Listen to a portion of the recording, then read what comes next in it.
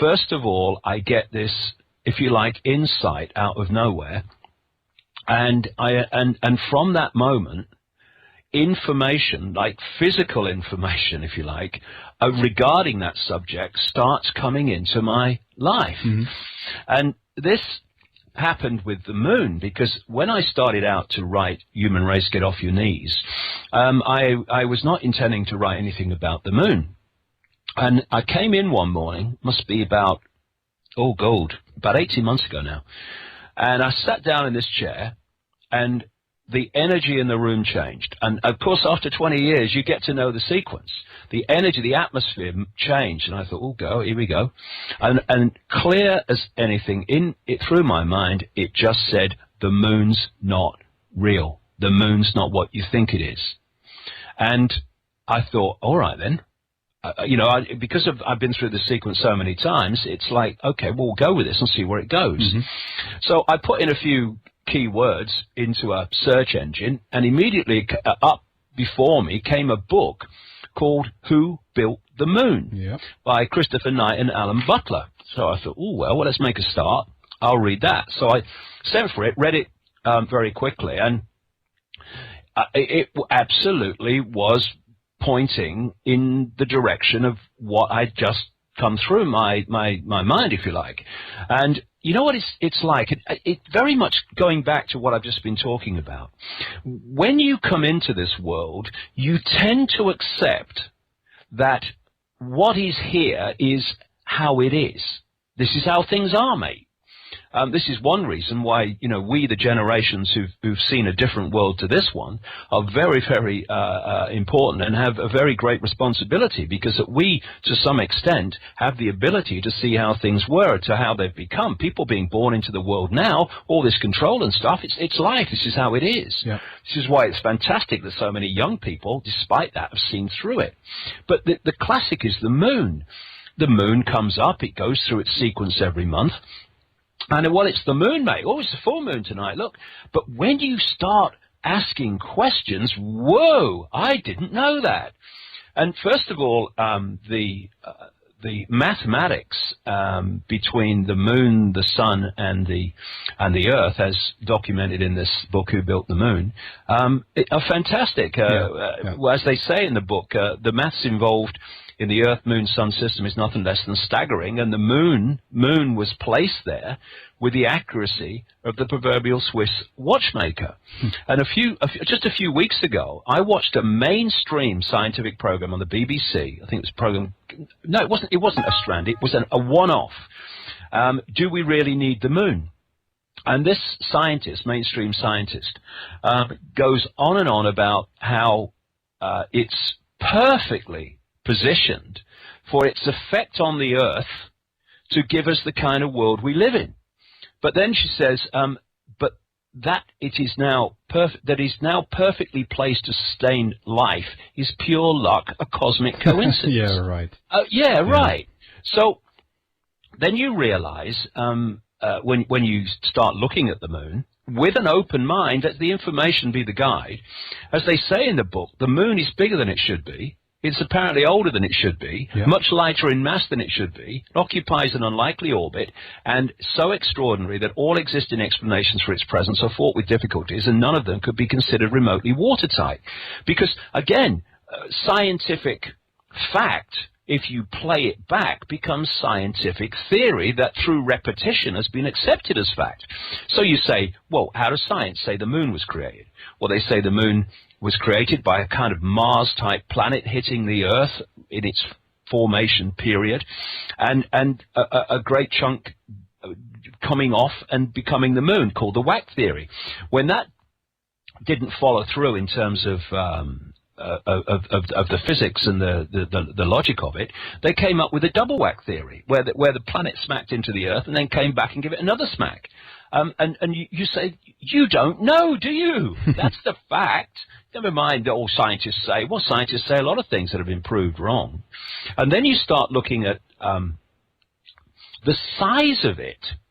I mean, it's bigger than Pluto. There's nothing in our solar system that compares when it comes to satellites. It's a quarter of the size in diameter of the Earth. It's incredible, actually. 2,160 miles in diameter, and some scientists talk about a twin planetary system, not even a planet moon system. Right. And then you start looking at what some scientists have said when they've looked at the moon, like a guy called Erwin Shapiro from the Harvard-Smithsonian Center for Astrophysics. Great quote. He says the best explanation for the moon is observational error. The moon doesn't exist.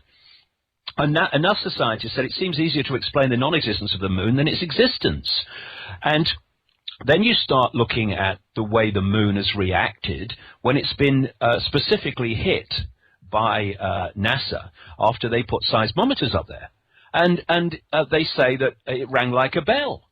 That's right. And when you look at some of the quotes that they're saying about the moon, you think, well, where are you? Why aren't we pursuing this? Because they don't want us to know that.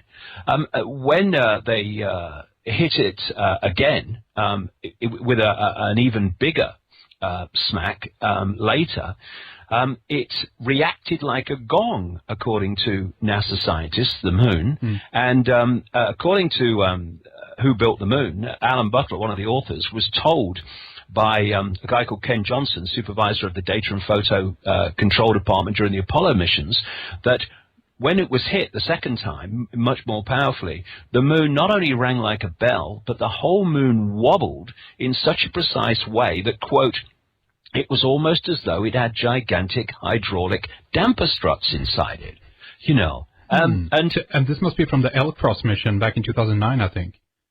Well, they've been playing this out over many years and decades, and you know, as you well know, in around 1970, two scientists from the Soviet Academy of Sciences wrote a detailed article saying that they thought the moon was a gigantic spaceship, and when you also look at what some of the scientists have said with regard to why it vibrates and reverberates as it does and rings like a bell, is the idea that that it might be hollow.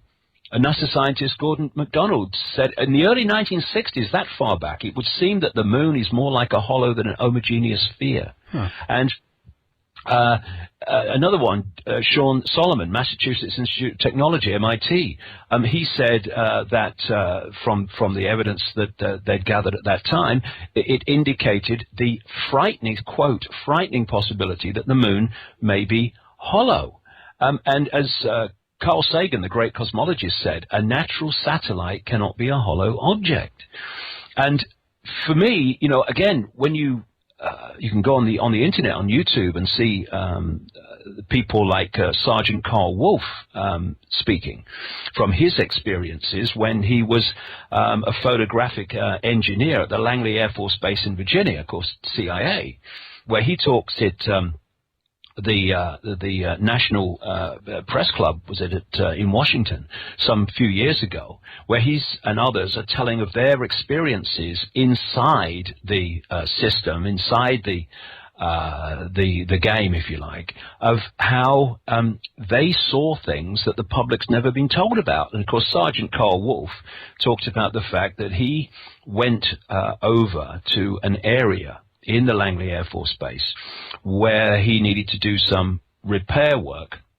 And he was in the area where they were putting together what he called mosaics, you know, like pictures from different passes of the moon, over the moon, and then they were putting them together to make a whole picture. And he said that the guy over there showed him pictures and said, we found a base on the moon. He said, I saw the base on the moon and many other strange structures, like incredibly high, almost like towers, obelisk-like towers, and domes, and what have you. And other people talked at that event in Washington about how NASA was airbrushing out these things before pictures were released to the public. And it's very clear that there's a lot of activity on the surface of the moon. But what I'm saying, Henrik, is that's one aspect of it, yes. But what's the real key is inside the moon, because inside the moon is where it's all going on. Of course, there are things on the surface. Inside is where it's going on, and do you believe then that sorry, David. Go ahead, mate. Do you believe that it's a? Are we talking about a technology being, broadcasted, emanated from the moon to planet Earth, or how do you perceive that? Yes, absolutely that. Yes, and I think it's connected in that to Saturn. And what I found interesting was a year after this book came out, where I said that the moon was broadcasting a frequency field, which was having two effects. Part of it was blocking information we would normally decode, and the other thing it was doing was giving us information to create a false reality. You know, in the Matrix movie, if you change, when Morpheus is explaining the facts of the Matrix to Neo for the first time, if you take the quote and just put moon inside it, you pretty much got where I'm going with this, because the quote was, the Matrix, what I say, the moon matrix is everywhere. It is all around us, even now in this very room. You can see it when you look out your window or you turn on your television. You can feel it when you go out to work or when you go to church, when you pay your taxes. It is the world that has been pulled over your eyes to blind you from the truth. And that's what I'm saying this moon matrix is doing. And like I say, what I found interesting was when I had obviously written the book, it had come out, and just like, I think it was like 2 months ago, it's been out about 9 months now, I got this email from a lady, I think she was in Brazil, and she said, have you read a book called Earth by Barbara Marciniak?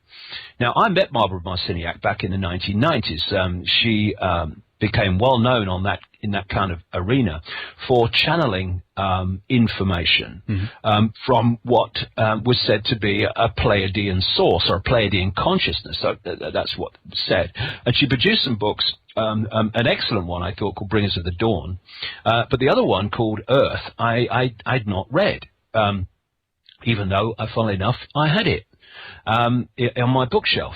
So what she said was, here's some page numbers. I've just read your book, Human Race Get Off Your Knees. Here's some page numbers. You'll be interested to read this. And this is what those page numbers said. It was a channeled book, and basically explaining what was going on. And basically it was about how a group of people, a large group of people, have come at this time to help make the change and help ease out this control system. Well, this is what it said. The moon is a very powerful electromagnetic computer. The energy from the moon has been beaming electromagnetic frequencies onto the Earth for eons now to maintain the two-stranded DNA. The moon is a satellite that was constructed. It was anchored outside Earth's atmosphere as a mediating and monitoring device, a supercomputer or eye in the sky. Earth must be owned by those who dwell there. However, it is not. You have outside gods, creator energies, who prevent you as a species from having free reign with your kundalini, because the potential of our energy field. The influence of the moon as a main satellite computer affects all of the Earth. The moon's programs have for eons been of great limitation toward human beings. They are repetitive cycles that the moon creates to which you respond. The moon matrix. And when I read that, I mean, it's another thing that happens in this sequence of events, Henrik, in my life for the last 21 years. When you've gone with something, often when you've gone with it, and you say, I'm going with this, it feels right to me, I feel this is right, then something will happen often that kind of gives you a confirmation. Yeah. Just says, yeah, see, look, it is right. And that's what I kind of hit me when I read that, because what I've just read from that book is, as you will know, it's in what I'm saying in my book, and it was such a powerful kind of whoa confirmation for me that we're going in the right direction here. Not that everything is 100% right. We're trying to uncover something doesn't want to be uncovered. I mean, crikey.